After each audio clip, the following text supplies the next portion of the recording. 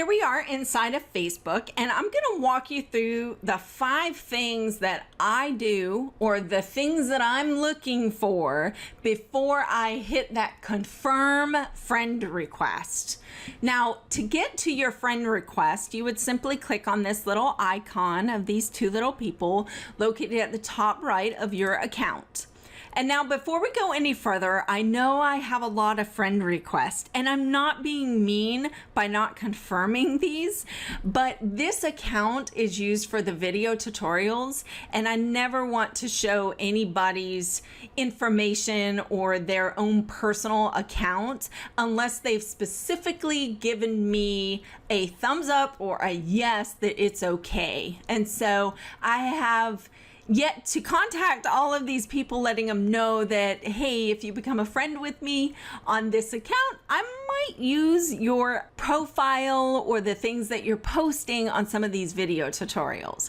However, I did get a hold of my best friend from high school, and I asked her if it would be okay if I used her friend request that she sent me a while ago on this account as a video demonstration to show you the steps that I take before I hit this confirm button. And she said yes. So we're going to use Giselle's personal profile. The very first thing that I do is I'm going to look at their personal profile. And how you do that is you just click on their name. Now I'm on Giselle's personal profile, which has her timeline, any information that she wants to share about herself, friends, photos, and some more apps and stuff that are on Facebook. And so I'm just going to run through real quick what I normally do when I land on somebody's profile. The first thing that I'm looking for is how long has this account been active. And to do that, I look over here to the right hand side, and I can see that she has been on since 2010. And if I click on this 2010, it drops me down to the bottom of her account basically, and I can see that around maybe July 25th 2010 is when Giselle created this account. Why am I looking for this? Because a lot of spammers and hackers, they might have a new account, and Facebook has not found out or realized that, hey, this is a spammer and an attacker. So normally it will just show that, hey, they just created this account. And so that kind of gives me a red flag. But now you also do have those that are just coming on Facebook, and they are new, and they really are people, and they're not trying to spam, or, they're not hackers. But it's just one of those things that you keep in the back of your mind as you're moving along with all the next steps that I'm going to show you. So with Giselle's account, it's been open since 2010. So I kind of get a warm fuzzy about that, but I'm going to go back up to the recent, because that drop brings us all the way up to the top. The next place I go is to find out who her friends are. And so I'm going to click on friends right here. And now I can see that we have several mutual friends, and I see my dad and my 2 sisters are friends with Giselle. And then we have some friends from high school that are friends with her.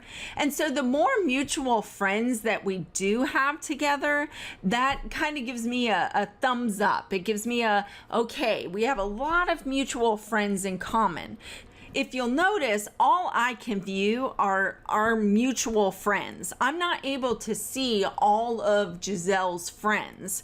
And there's actually a setting that you can set in your profile where you can choose who is able to see a list of friends that you have on Facebook. And I'll show you that in another video on how to do that. After I've looked at our mutual friends, I go back to the timeline.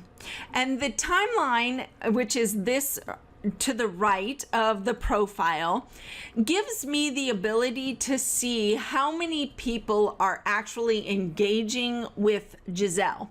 Because a lot of times what will happen is a hacker or a spammer will not have anybody writing to them or commenting or liking any of their posts.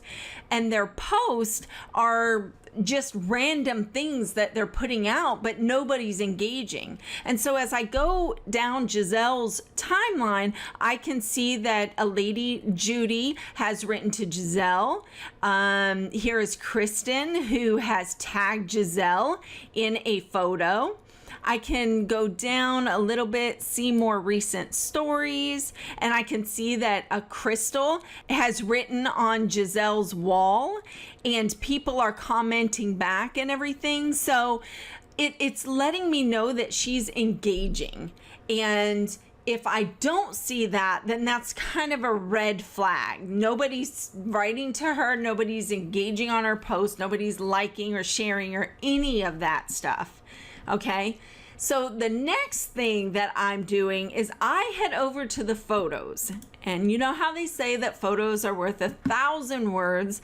That is so true. But some of the things that I'm looking for in photos is, number one, do the photos include other people other than that person? So does Giselle have photos of other people in her photos, or are they all just of her?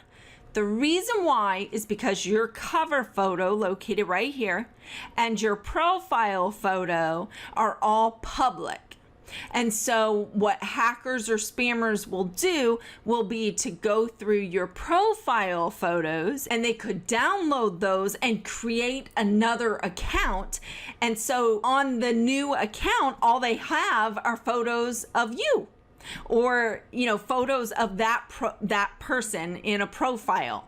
But as I'm looking through here, these are photos of Giselle. All of these are photos she's been tagged in. So she didn't necessarily upload these, but other people have uploaded it and tagged her in it, which is a great sign that this is a true account.